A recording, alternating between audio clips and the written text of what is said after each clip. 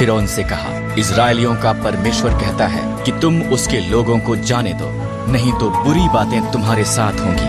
पर फिरौन ने उनकी नहीं सुनी।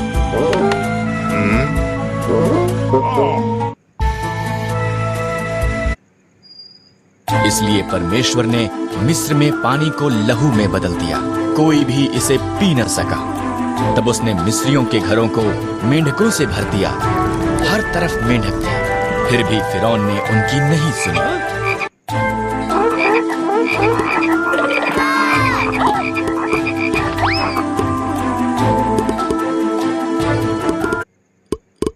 इसलिए परमेश्वर ने मिस्र के आकाश को कुत्तियों से भर दिया, वो वहां धूल के समान भर गई। फिर उसने मिस्र के देश को डांसों से भर दिया, फिर भी फिरौन ने उनकी नहीं सुनी।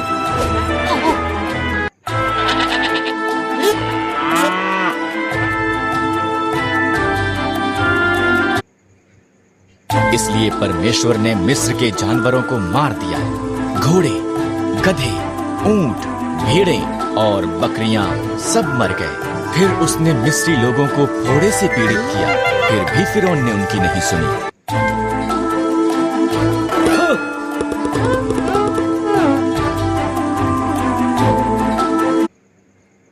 परमेश्वर ने मिस्र की फसल का नाश करने के लिए ओलों की वर्षा भेजी, उनकी जौ और सन्न की फसल नष्ट हो गई।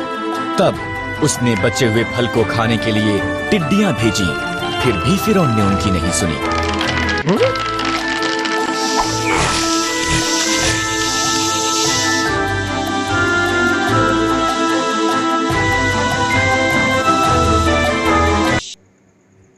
इसलिए परमेश्वर ने देश में अंधकार भेजा, फिर भी फिरौन ने उनकी नहीं सुनी। परमेश्वर ने कहा, मैं मिस्र में प्रत्येक पहिलौठों को मार दूंगा और सभी पशुओं के पहिलौठों को भी।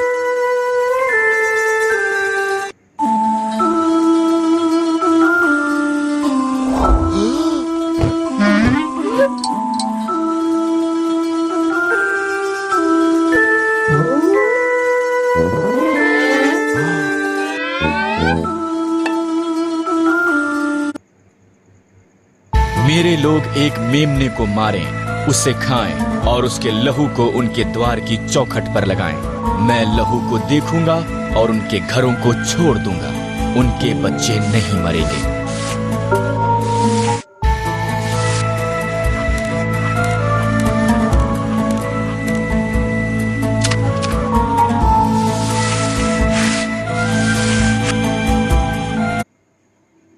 तुम इसे फसह कहोगे और सदा उसे याद रखोगे।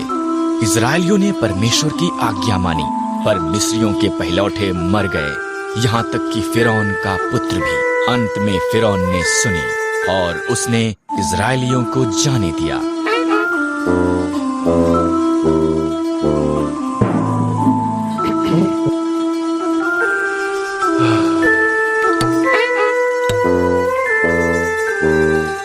गालियों से भरा हुआ था। नया फिरौन डरता था कि इजरायली बेहद शक्तिशाली बन जाएंगे, इसलिए उसने उन्हें गुलाम बनाकर उनसे बेहद बुरा बर्ताव किया।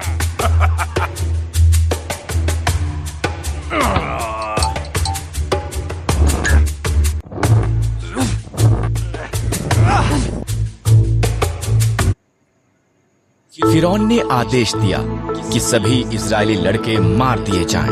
एक स्त्री ने अपने लड़के को टोकरी में रखा और उसे नदी के किनारे छोड़ दिया। उसकी बहन उसे देखती रही।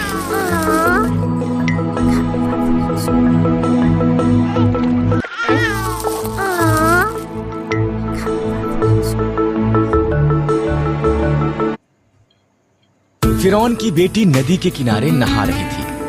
उसे बच्चा मिल गया और उसने उसे रखने का निर्णय लिया। उसकी बहन ने उसके पालन पोषण के लिए उसकी माता की सहायता की पेशकश की। फिरौन की बेटी ने उसका नाम मूसा रखा।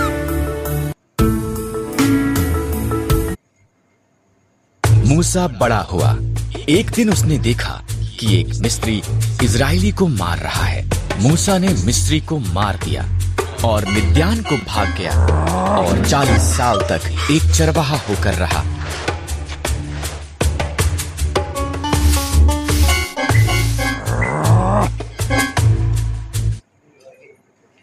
मूसा होरब पर्वत पर अपनी भेड़ों की निगरानी कर रहा था।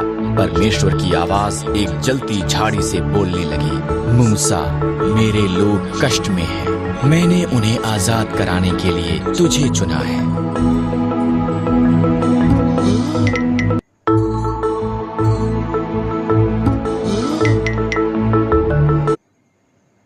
मैं नहीं कर सकता, मूसा ने जवाब दिया। मैं तुम्हारी सहायता करूंगा, परमेश्वर ने वादा किया। अपनी लाठी नीचे फेंक। मूसा ने किया। वो लाठी एक सांप में बदल गई। जब उसने इसे उठाया, वो पुनः एक लाठी बन गई।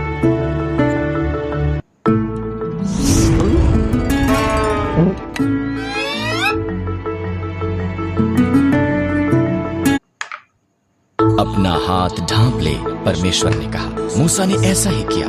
उसने देखा ये रोग से भर गया था। जब उसने दोबारा किया, वो चंगा हो गया था। ये जाकर फिरौन को दिखा। परमेश्वर ने कहा,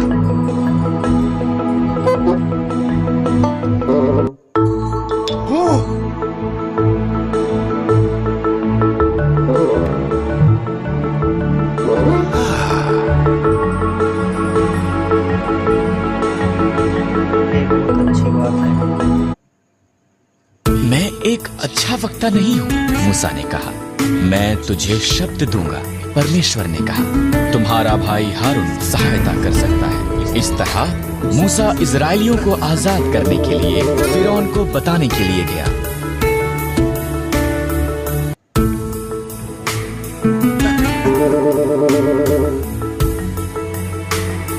काश बन गया था।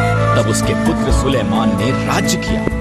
सुलेमान के मरने के बाद परमेश्वर के लोगों के बहुत बुरे राजा हुए। राजा अहाब सब बुरे राजाओं में से एक था। उसकी पत्नी इजबेल झूठे देवता बाल की आराधना करती थी।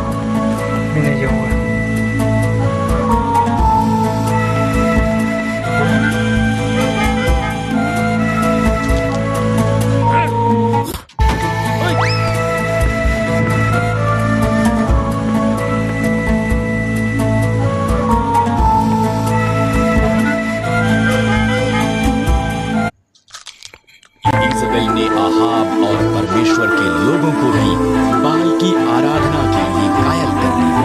उनके पापों के कारण परमेश्वर ने 7 सालों तक बारिश रोक दी। तब उसने उसके नबी एलिय्याह को राजा अहाब के पास भेजा।